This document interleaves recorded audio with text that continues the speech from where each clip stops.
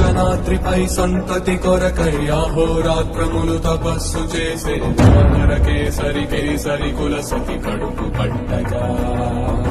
జనించినాడొక అసమాన బలోద్ధతుడు సంయుతుడు అంజనాసుతుడు పవననందనుడు.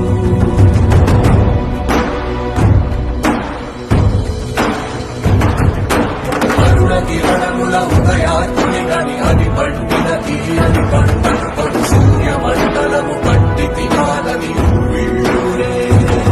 తన దేహం నాటున రవి మరుగై జనము చీకటై పోగా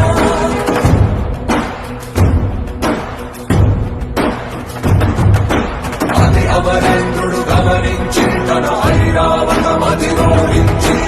ఆంజనేయుని సమీపించి తన వజ్రాయుధము విసరగా పవననందనుని హనుముని తాకా చిందిన రక్త బిందువే విద్యుద్వేగంతో ధరణి స్థలి వంద కడలిలో చచ్చి వంద కడలి అట్టడుగున గల శ్రీరంగ శుద్ధి గర్భము చేరియట.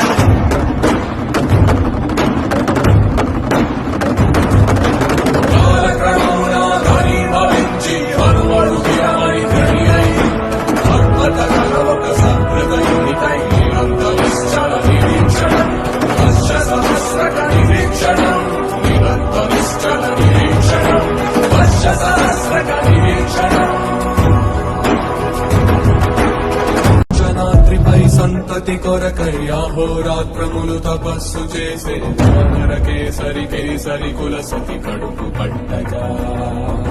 జనించినాడొక అసమాన బలోద్ధతుడు సంయుతుడు అంజనాసుతుడు పవననందనుడు.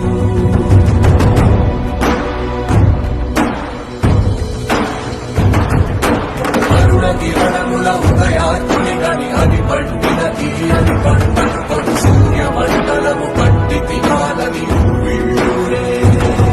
తన దేహం నాటున రవి మరుగై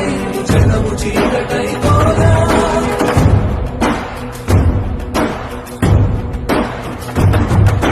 అది అమరేంద్రుడు గమనించి తన ఐరావతమది రోరించి ఆంజనేయుని సమీపించి తన వజ్రాయుధము విసరగా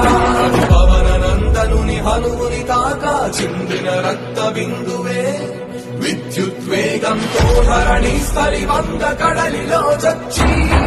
వంద కడలి అట్టడుగున గల శ్రీరంగ శుద్ధి గర్భము చేరియట.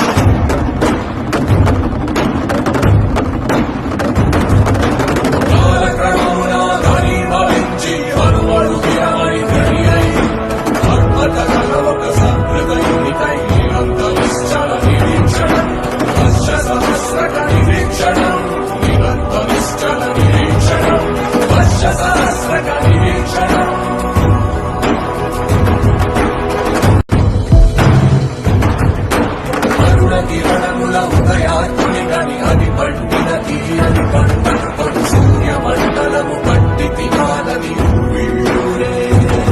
తన దేహం నాటున రవి మరుగై జనము చీకటై పోగా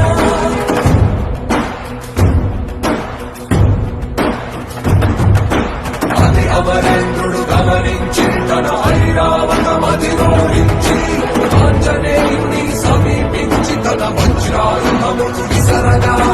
పవననందనుని హనుముని తాకా చిందిన రక్త బిందువే విద్యుద్వేగంతో ధరణి స్థలి వంద కడలిలో చచ్చి వంద కడలి అట్టడుగున గల శ్రీరంగ శుద్ధి గర్భము చేరియ